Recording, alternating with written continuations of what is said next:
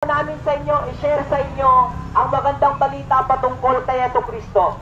Alam niyo po, sabi po ng Panginoong Hesus sa Marcos 8:36, ano ba ang mapapala ng isang taong kumampas sa kanya man ang lahat ng bagay sa mundong ito, pero mapapahamak naman ang kanyang kaluluwa. Lagi niyong tandaan, mga kabataan, na walang bagay sa mundong ito makapagliligtas sa atin kundi si Jesus lang. Hindi po kayamanan, hindi po pera, hindi po mga bagay-bagay sa mundong ito ang makapagliligtas sa ating mga kaluluwa. Sapagkat kapag tayo namatay, wala po tayong madadala. Meron na ba kayo nakita na namatay na dala niya yung ari-arian niya?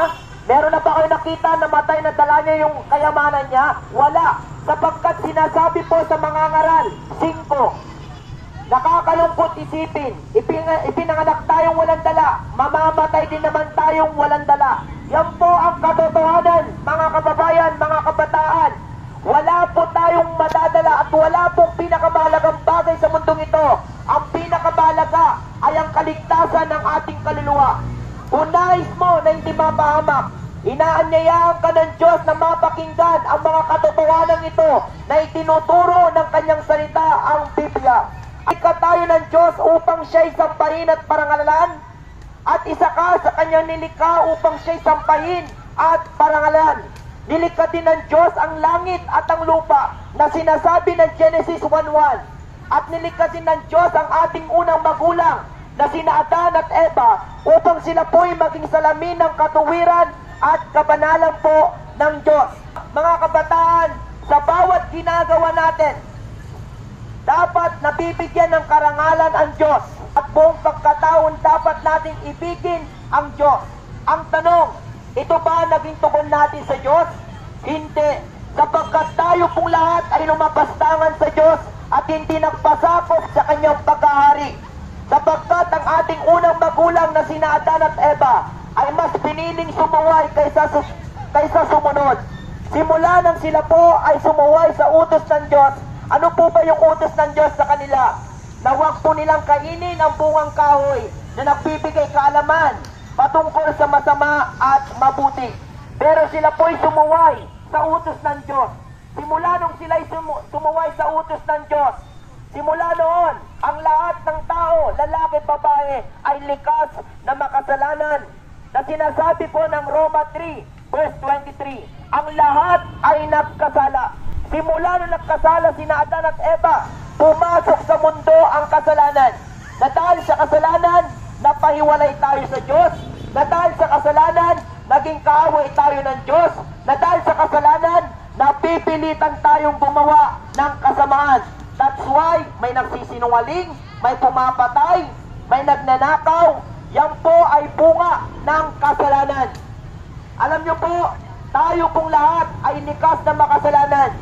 Sabi po ng Roma 3:10, wala kahit isa naging matuwid sa paningin ng Diyos. At dahil sa kasalanan, nagkaroon po ng kamatayan.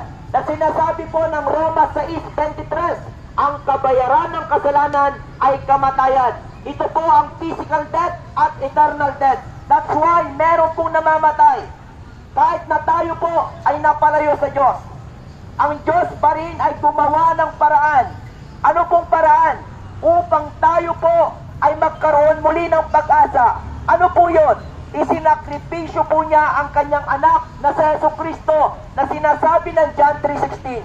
Sapagkat gayon na lamang ang pag-ibig ng Diyos sa sanlibutan, kaya't ibinigay niya ang kanyang bugtong na anak upang ang sinumang sumampalataya sa kanya ay hindi mapapahamak, kundi magkakaroon ng buhay na walang hanggan. Mga kabataan, ang pag-ibig po ng Diyos ay napakalawak. Ang pag-ibig po ng Diyos ay nagliligtas. Ang pag-ibig po ng Diyos ay pangwalang hanggan. Jesus Christ, the Son of God, He came to this world and He died on the cross of Calvary because of our sin. Dumating siya para hanapin ang mga makasalanang tulad ko, tulad mo, at tulad nating lahat para mabigyan lamang tayo ng pag-asa. Totoo ang impyerno, totoo ang langit. Ang impyerno, puno ng pagnanangis, puno ng kalungkutan, at napakainit po yung lugar. Ayaw ng Diyos na ikaw ay mapunta sa lugar ng kaparusahan. Kahit ang gusto ng Diyos, ikaw ay kanyang makasama.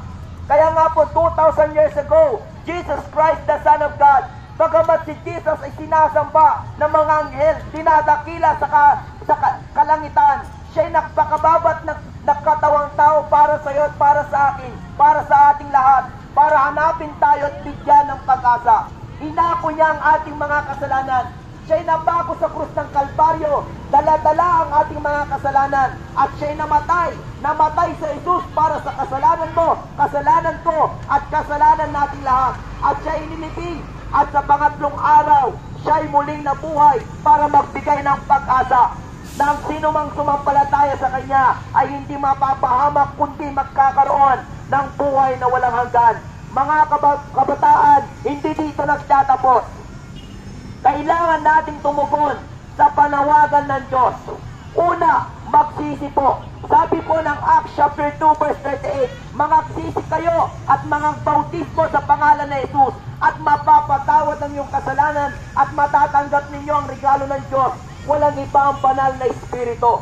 And Acts chapter 3 verse 19, repent and return to God. Repent and return to God. It's time to forsake all your sin and follow the Lord Jesus Christ. It's time to repent. Hindi sa lahat ng panahon tayo ay nabubuhay sa mundong ito. Hindi sa lahat ng panahon ay nandito tayo sa ibabaw ng mundong ito. Ang kasalanan, kanser yan ng kaluluwa. Ang kasalanan, yan po ay walang mabuting dulot sa ating buhay. Ang kasalanan, hindi kanya kayang dalhin sa karya ng Diyos. Ang kasalanan, dadalhin kanya sa lugar ng kaparusahan balang araw. Yes, masarap ang kasalanan. Enjoy now, suffer later. Now, nabubuhay ka ngayon. Binibigyan ka ng Diyos ng pagkakataon para magsisi sa iyong kasalanan. Lahat po tayo likas na makasalanan. Lahat po tayo hindi po perpekto. Pero may Diyos na perpekto na nagmamahal sa atin. At siya'y nagmamalasakit. Siya'y nagmamahal. At siya'y nagbibigay ng pag-asa na sino mang sasampalataya sa kanyang anak na nasa Jesucristo ay merong buhay na walang hanggan. Ito na ang panahon na tayo po'y magsisi. Hindi po sa lahat ng panahon nandito tayo sa ibabaw ng mundong ito. Marahil yung kasalanan sa puso mo, yan po ang magpapahamak sa iyong kaluluwa. Kaya habang hindi pa ulang lahat, it's time to repent. Doon, pag tayo namatay, wala na pong pagkakataon doon sa lugar ng kaparusahan. Ngayon, binibigyan tayo ng Diyos ng pagkakataon para tayo po'y magsisi.